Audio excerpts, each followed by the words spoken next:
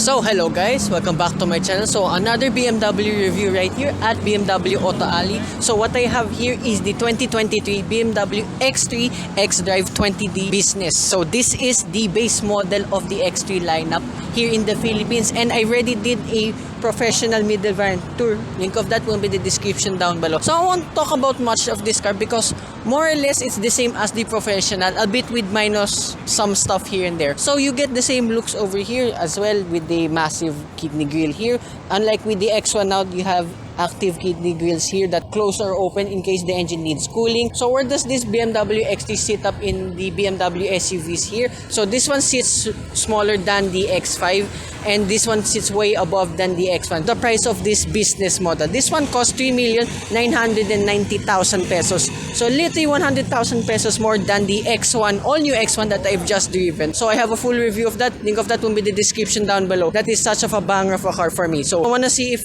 upgrading 100,000 pesos more from an X1 to this X3 is worth it. So stay tuned for that. So you get the same ground clearance here at 204 millimeters. So biggest changes here with the appearance of the X3. So here on the side profile, it's exactly the same. However though, you get different sets of wheels. So I call this base BMW wheels, but I do love these wheels in the first place. So a lot of cladding here and there, but it's not OA, not too big, but and again, it's the same as the professional model. So you get a fake side vent over here, but like with the X3 professional, you have a real one just right in front of. But still, for this base model, you get LED adaptive headlights that go up and down, LED repeaters, and LED taillights. So pairing this all new BMW X3 business model,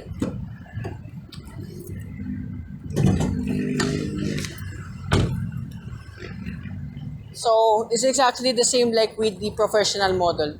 This one is still powered by a 2-liter turbocharged 4-cylinder diesel engine that produces 190 horsepower and 400 Newton meters of torque. So this one is mated to a 8-speed automatic transmission like with the rest of the BMW models except for the BMW X1.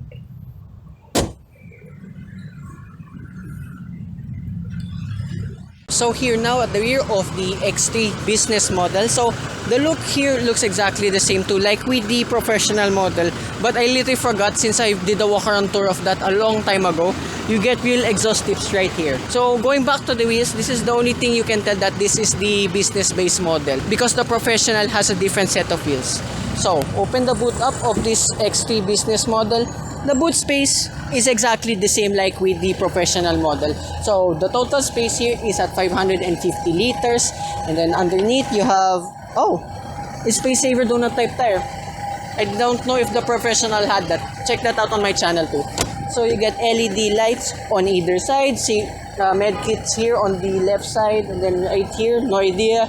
And then you have a 12-volt socket, one grocery hook only here on the right side. So you get a tonneau cover too. So if you came from my BMW X1 review, this is what I mean that I didn't like how the rear seat mechanism folds. So for this X3, this is what I mean by the latch. So just push this and the seats fold completely flat. So correct me if I'm wrong, if I missed something in the BMW X1, let me know in the comments. So with all of the seats down now, it totals to 1,600 liters. So going back to the X1, sorry, I love that car.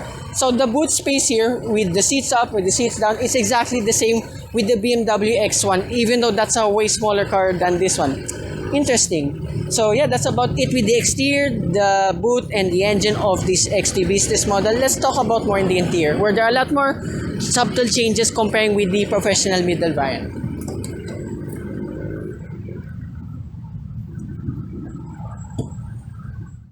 So this is the interior of the X320d business model.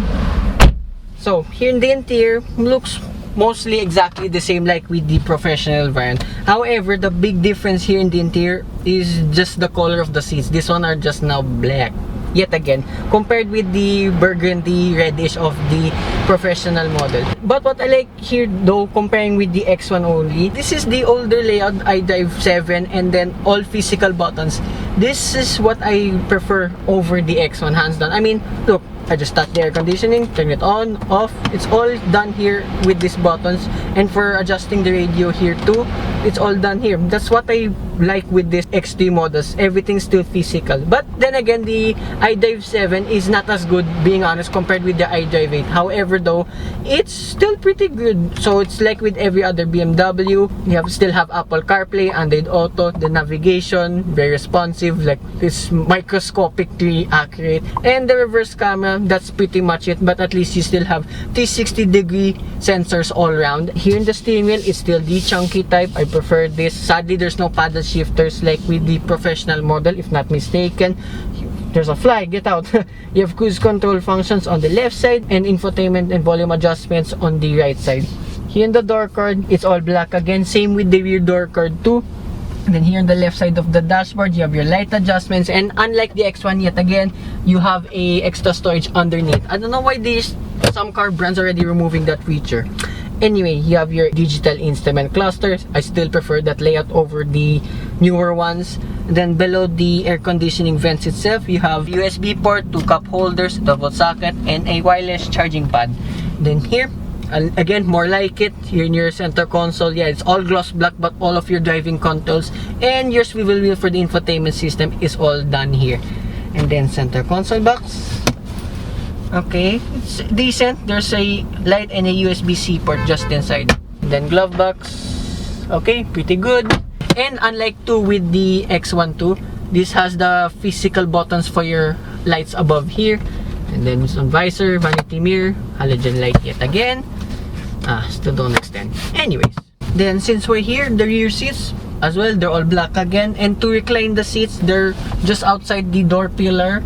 And then you have a central armrest with pop-out cup holders, 2 isofix anchor points yet again, net storages behind both front seats, and then here in the middle you have 2 air conditioning vents and along with your controls, and then 2 USB-C ports way down below, and space there in the back just as good like with any other X3. Feet room, knee room, excellent, and headroom, well, it's as well very good. So this space though is just a little bit better than that of the BMW X1. Sorry with my bias with the X1 because it's such a good car. Yet again, check it out on my channel. So yeah, that's about it here with the interior with this BMW X3. What I have not talked about before is how this thing drives. So let's go for a drive. So finally driving this all new BMW X3. Remember what I did with the professional? That was just a walk around tour. This is the first time I'll be driving the all new BMW X3. Alright, maneuverability, so far so good. I noticed the steering weight is pretty heavy, but I can tell immediately that the steering feel of this is much better than the X1, and I'm just in comfort mode. And yet again, like my case with the X1, all of your adjustments for the drive modes and everything will be done here in the center console, or like a physical button. I can just switch to Eco Pro, Comfort, Sport, like that with the touch of a button. I don't have to do any more crazy stuff here in the infotainment system. So let's just leave you in Eco Pro for now. Right, this has somewhat the same engine too, like with that of the X1, albeit with a little bit more power. Like I said, this has 190 horsepower compared to the 150 than that of the X1. So this has 40 more horsepower, way more torque, and albeit though this one's a heavier car, so a little later on in the handling. And the NVH, just as good as the X1. I think slightly better only because right, when I floor it, like with the X1 too, I don't hear much of the diesel engine, but I notice it feels a little bit more safer here because I don't know if it's because of the seating position. You sit way higher than that of the X1, and yeah, this is a much bigger car. Maybe it's just a placebo effect that I feel much more secured here in the X3 than the X1. The brakes seem pretty good too, and like what I nitpick with the X1 and the X3 Professional, there are no paddle shifters for this, but there's the manual mode here. So that's what I didn't like with the X1 too. There's no manual mode whatsoever. And then here, the rocket bit of accessories. Yep, just as good and a little bit better than the X1. But NVH overall, against its competition, I can't say much because I barely driven its competition, but yeah, this X3 seems like a good benchmark already in terms of the luxury SUV market. And then here's sport mode already. Okay, that steering weight's up a little bit more than in comfort mode, surprisingly, and it's more eager to move forward now.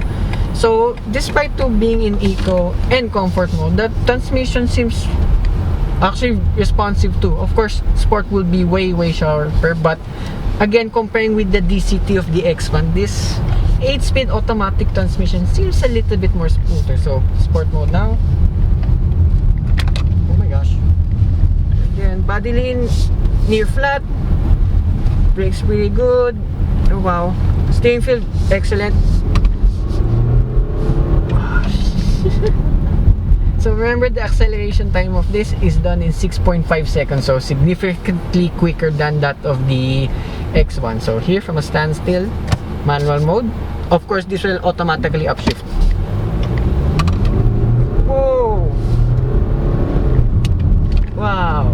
You get the high speeds in no time.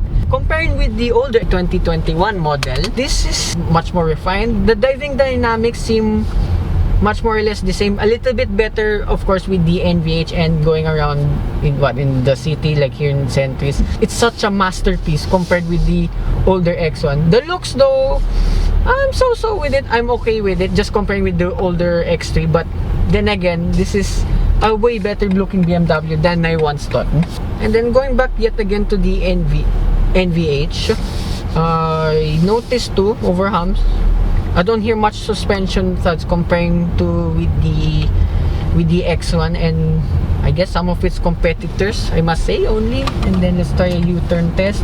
And two, not being a dual clutch transmission, so this puts its power down much more smoother, not as aggressive as the X1, but it makes up for it with its power and torque. And then here, U-turn test, easy peasy. So maneuverability around here in the city. So actually this C-pillar is much smaller than that of the X1, so this has a little bit better visibility all around than the, surprisingly, than the X1, as I said. Right, comfort mode, so manual mode. So either mode, Eco, Pro, Comfort, and Sport, you can put it to manual mode. The shift time and the response time is really good. So if you do it on automatic mode, like in the, you can feel the difference between the response time of the transmission.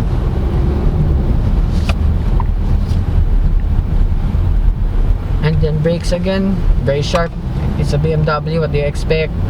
Of course, this is what I like to with BMWs. No matter if they're just normal non-M models, even the base model like this business variant, this is what? A great car to drive and good all-rounder too. But is it 100,000 pesos better than the X1? To be honest, I cannot give an answer. I don't know why I really like the X1. Maybe because I'm biased with the X1 in the first place, and knowing 100,000 pesos is still a lot, but comparing, you get a way bigger car compared with the X1. You get the same amount of driving dynamics, almost the same driving dynamics, NVH, so on and so forth. And just over the twisties, handling is really good. So comparing only with the X1, I don't know, this is such a hard choice. I never had this dilemma with two BMWs before. So this, I noticed, compared with the X1, this has better steering feel. Everything else is pretty much okay too. The transmission, actually the DCT or the 8-speed automatic, whichever you go for, it's a BMW, they're both good. But I just noticed this 8-speed is just a little bit smoother than usual. And what else? I guess the size of it, so you can fit a lot more people here since this is a way wider car than the X1. The boot space though, as I mentioned earlier, it is exactly the same like with the X1. So it's up to your preference on where you spend the extra 100,000 pesos for, if you want to go for this X3 or the BMW X1.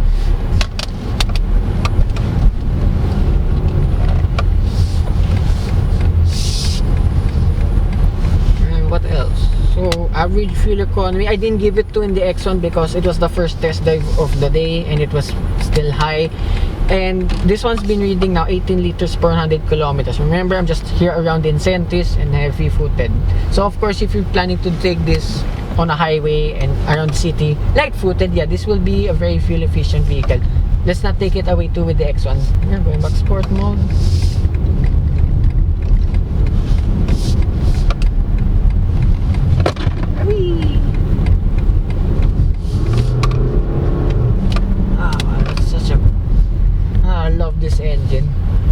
compared with this older, the latter, the older X1, the old X3, yeah, these are way better than the previous generations.